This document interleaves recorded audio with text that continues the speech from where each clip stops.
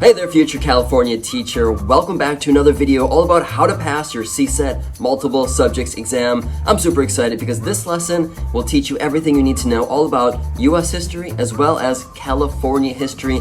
Two super important topics so that you can ace your Subtest 1 of your CSET multiple subjects exam. In case this is the first video you're watching in this series, my name is Elliot Zelinskis. I'm a California credentialed teacher. I have passed this CSET exam, and now it's my job to help you do the same. Without further ado, let's jump into the lesson. With our first topic, all about early exploration, colonial era, and the War for Independence.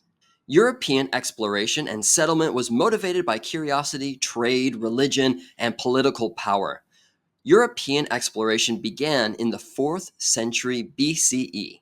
Then, during the colonial period, Europeans aimed to gain more land and control from the Native Americans once they had arrived in North America. The Native Americans struggled immensely throughout this time period as they faced new diseases, the slave trade, and a large growth of new European settlers. The Native Americans wanted to keep their land, and this led to war between the two groups. In April 1775, the British troops and the colonial militiamen in Lexington and Concord started a conflict which would escalate into the War for Independence, which is called the Revolutionary War. This war would defend and define the independence to form the United States of America, independent of Great Britain, who demanded control of the 13 colonies. Then, in October 1781, General Cornwallis surrendered the British position at Yorktown, Virginia. African slavery in America occurred throughout the 17th and 18th centuries. People from Africa were kidnapped, put on boats, and shipped to American colonies to work as slaves to help further the production of America's agricultural industry. The consequences in sub-Saharan Africa of the slave trade were tremendous. The Europeans took only Africa's healthiest and most able men and women. It was acknowledged in the U.S. Constitution by stating that each enslaved person counted for the purposes of taxation and representation as 3/5 of a person. The idea of slavery was split between the North and the South of the United States. By 1804, all the northern states had abolished slavery. However, the industrialization of slavery continued to be a vital source of labor for the South. On January 1st, 1863, President Lincoln officially made slavery illegal. The three key ideas within the Declaration of Independence included that God made all men equal and gave them the rights of life, liberty, and the pursuit of happiness. The main business of government is to protect these rights. If a government tries to withhold these rights, the people are free to revolt and to set up a new government. The Constitution that establishes America's national government and system of law, which guarantees basic rights for its citizens. This document was signed on September 17th, 1787 in Philadelphia by the delegates to the Constitutional Convention. The Bill of Rights included the first 10 amendments to the United States Constitution. Separation of powers and federalism are the two sovereign powers, which are also called the national government and the state government. Each side has separate powers and functions to share power. The political system in the United States operates within a presidential system and a constitutional federal republic using branches of power to bestow checks and balances. Here we have branches of government. The executive branch consists of the president, the advisors to the president, and the departments that help the president make decisions. The executive branch is responsible for enforcing the laws of the land. The legislative branch is made up of the House and the Senate, which together are called Congress. This legislative branch creates laws, declares war, and regulates commerce, tax, and spending. Next is the judicial branch, which decides the meaning of laws and whether or not a law breaks the rules set by the Constitution. The judicial branch includes the United States Supreme Court. Now, let's look at the Articles of Confederation, which established the national government of the United States functions. Keep in mind that the Articles of Confederation were written after the U.S. declared independence from Great Britain. Now let's look at the Civil War and Reconstruction. The anti-slavery movement was the practice to help end slavery in the United States between 1830 to 1870. People who joined the movement were called abolitionists, and they sought the full emancipation of all enslaved people. Our next topic is the Civil War. The key issue fought over the Civil War was the economic impact of slavery. The Civil War was viewed differently between most people from the North and most people from the South. For example, Northerners viewed slavery as being morally wrong, whereas the Southerners' viewpoint was that slavery was a natural social order. The founding of the Republican Party slowly came to a collapse. Furthermore, ministers and the religious opposition to slavery increased.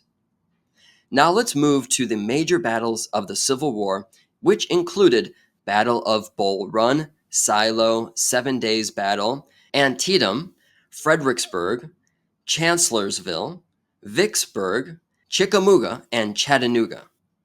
Note that the rise of the industrial America emerged after the Civil War. During this time, the United States expanded into petroleum refining, steel manufacturing, and electrical power. The creation and development of the railroad provided many jobs to people. All of this spurred a transformation into American society, and it produced a new class of wealthy industrialists. This notion, however, was not enjoyed by everyone. The economic prosperity flowed to the few, and low wages did not support the many. Most jobs were found in cities, which created a pattern of growth in urban America. Between 1840s and 1850s, Americans experienced a technological revolution. With all of these different advancements, it felt like a new world that the Americans were living in. Now let's look at American history. This is the pre-Columbian period through the gold rush. In 1848, James Marshall found gold at Sutter's Mill in Coloma, California. The information and knowledge of California's geography brought in approximately 300,000 people from other parts of the United States. This influx of people created a sudden increased population to California that spurred the economy extremely. This state of economic acceleration, however, severely disrupted the Native American population due to disease and starvation. At this time, Native Americans continued to live through hunting, fishing, and living off the land. The miners often felt that they were merely impediments to the gold that laid beneath the California land. Now let's have a look at California's American Indians. The Native Americans mainly traded animal pelts and fur to the European settlers.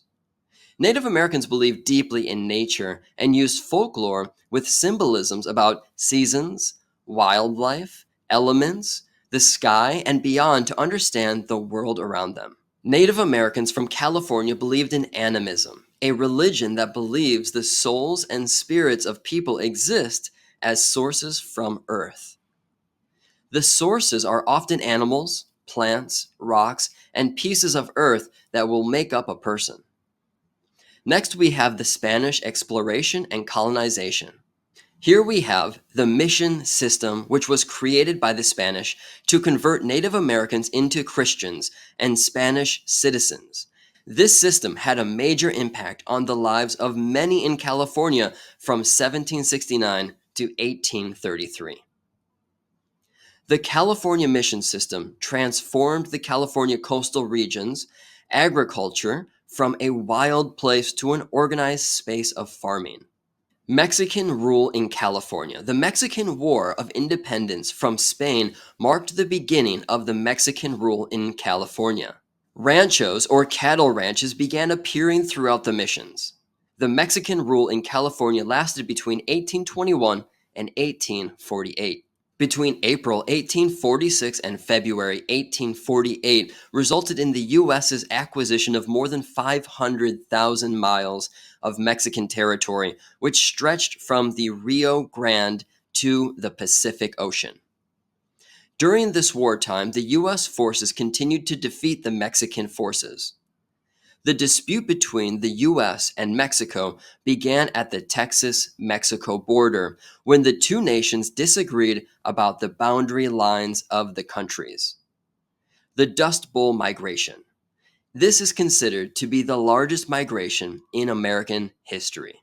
A total of 2.5 million people moved from the Plain States that experienced great damage from the severe droughts and strong winds. In the 1930s, severe dust storms devastated much of the Midwestern states such as Oklahoma, Arkansas, Kansas, and Texas. The storms, years of drought, and the Great Depression destroyed the way of life for these Dust Bowl states. 300,000 people moved to California. The Dust Bowl was the greatest man-made ecological disaster in American history. When World War I began, the U.S. government encouraged farmers to grow wheat. They took out the native grasses that held the soil in place. Then the rain stopped and the crops died. The people wanted a better life, and many had the same idea: move to California. For small California towns, they experienced population growth of 50%. This overwhelmed the schools and job force. The immigrants who had just arrived in California would work for many more hours for a lot less pay. Socially, these new immigrants changed the way California ran. This new group of Americans would work for less than the Mexican workers who had been running the agricultural work seen in California for decades before. Artists, writers, actors, and more began using their work to depict the life of a California migrant, to expose the unkept, unsanitary, and changing lives of work in the agricultural system provided. California's major economic activities included mining, agriculture, entertainment, recreation, aerospace, electronics, and interstate trade. California's water system delivery captures water behind dams, stores it in reservoirs, and reroutes its direction using canals. These canals stretch hundreds of miles throughout the state of California. Altogether, California has 1,400 dams and two of the largest water transportation systems in the world.